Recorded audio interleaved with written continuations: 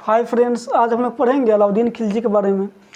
अलाउद्दीन खिलजी वंश का एक महत्वपूर्ण शासक था और वो 1296 में गद्दी पर बैठा और उसका कार्यकाल 1316 ईस्वी तक था।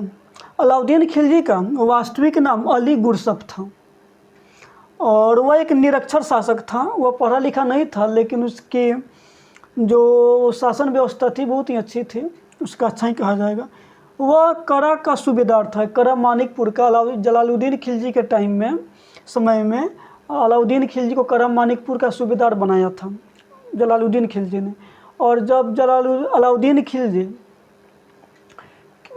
खिलजी से मिलने आया जलालुद्दीन खिलजी, उसका चाचा था, तो अलाउद्दीन खिलजी ने उसको चाकू से घोंप के उसकी हत्या कर दी और खुद गद्दी पर बैठ गया था।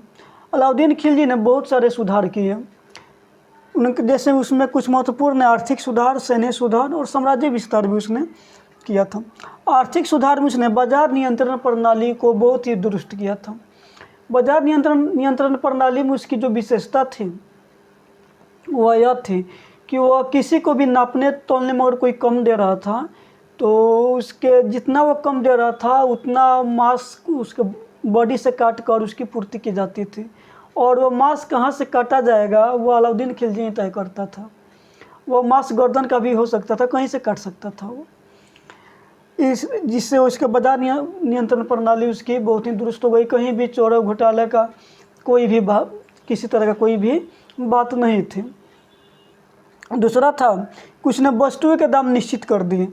वह एक दाम निश्चित कर दिया हर एक वस्तुओं का कि कोई भी सामान कितने में बिकेगा उतना ही में उसको बेचना था। इसने टैक्स को 1/2 भाग कर दिया। टैक्स थोड़ा सा ये बढ़ा दिया था।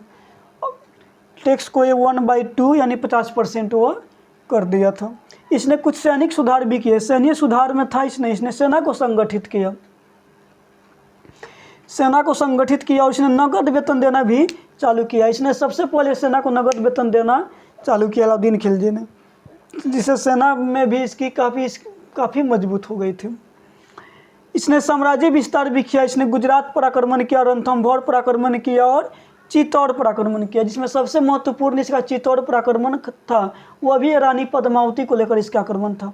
रानी पद्मावती जो राजा रतन सिंह की पत्नी थी और अलाउद्दीन खिलजी ने किसी के द्वारा यह जान लिया था कि पद्मावती बहुत ही सुंदर है। अब उसको देखने के लिए वह उनके से मिलने गया और एक प्रस्ताव रखा राजा रतन सिंह से मिलने के लिए।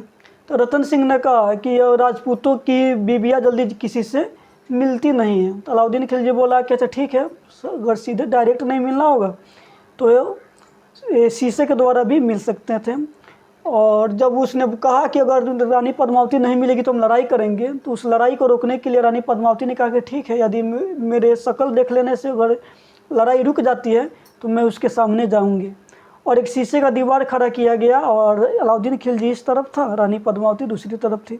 उसने रानी पद्मावती को देखा और देखने के बाद में पद्मावती उसको इतनी सुंदर लगी कि वो उसके पाने की इच्छा करने लगा।